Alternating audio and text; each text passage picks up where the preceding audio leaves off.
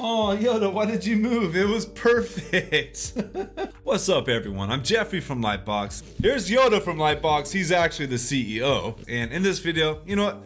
This video we're just going to make super fast and easy. It's going to be building a transparent menu or header. And in other words, that is a menu that goes on top of the banner that has a clear see-through background. And one of the reasons why you might want to add this to your website is because it does give a bit more of a premium feel. All right, so let's go ahead and just go right into it. So when you start off, make sure you have two tabs open. We want to have the tab open with your banner right here.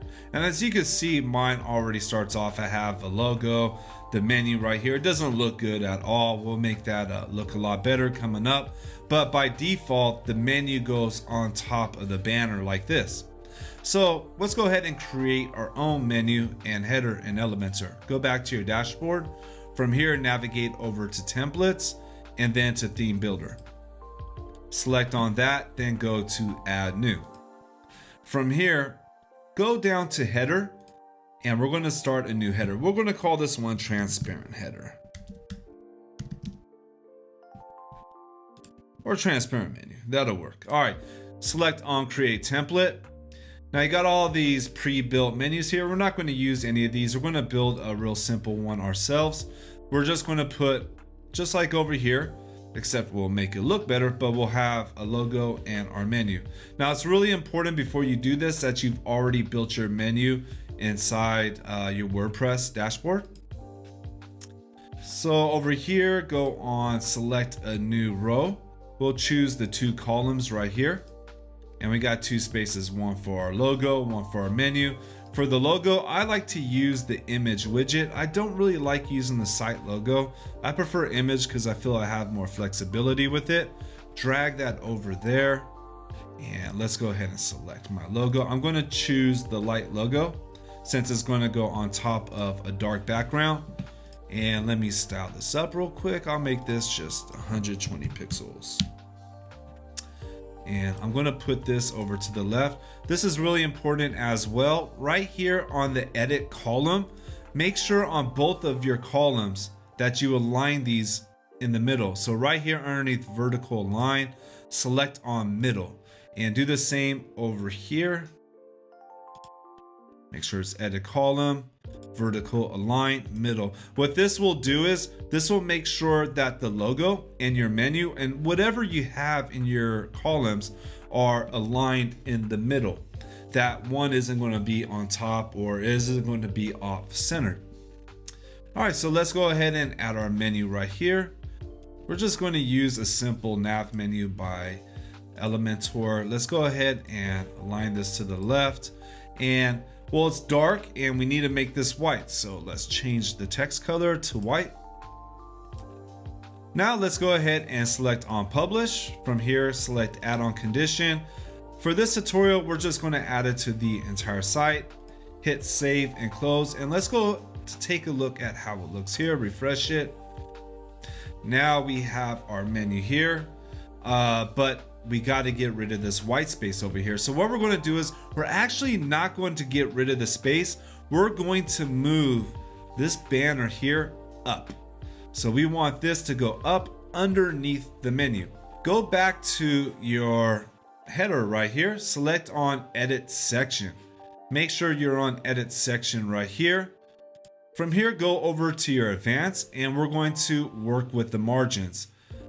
Unlink them. This link makes them both even. We only want to use a margin for the bottom and we're going to use a negative margin. What negative margins do is they pull elements in. So by doing a bottom negative margin, we're pulling in the bottom elements. And when you do this on the header, it's going to work on every single page. I think about a -80 should work. You'll have to play around with this number.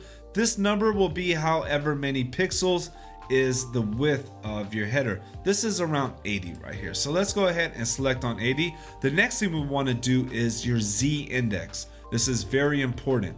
We want to give this one, let's give it a high Z index number. We'll start this one at 1,000. And what Z index does is Z index is how we layer elements. So let's say we have one element here, one element here. One is on top of the other. The one with the higher Z index number is going to go on top. So if you want this number to be on top, the way you would make this to go on top is you would give this number down here a higher number than this. And when you do that, then this one will move on top. And this works with several different elements. It's whichever one has the higher number is how it goes. It goes on top, and that's the hierarchy. All right, so now we got 1000 Z index right here. Normally they start off at about 1 by default. Let's go ahead and select on update, go over here, refresh, and that's it. We now have a transparent menu on top of our banner, and it gives it a nice feel right here.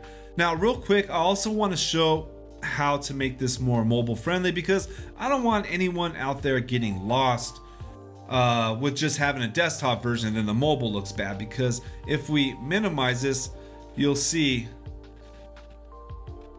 it starts to act funny right there. So you'll see that we got this space. So here's how we solve this right here. Go back over to your transparent menu. Let's go down here to the responsive mode, select on mobile, and you can see this column right here stacks on top of this one. So our menu goes underneath the logo.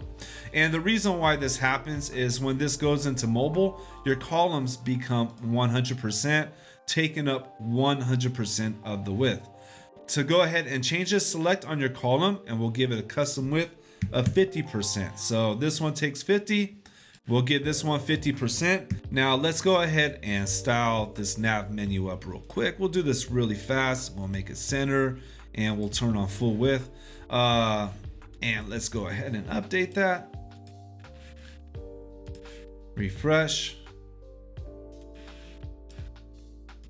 And now we're good to go with the mobile menu. I'll leave the styling up of colors up to you. I think you got that part right there. Well, I hope this video helps. Actually, I got quite a few videos I've put out recently on different effects and different kind of headers that we can make.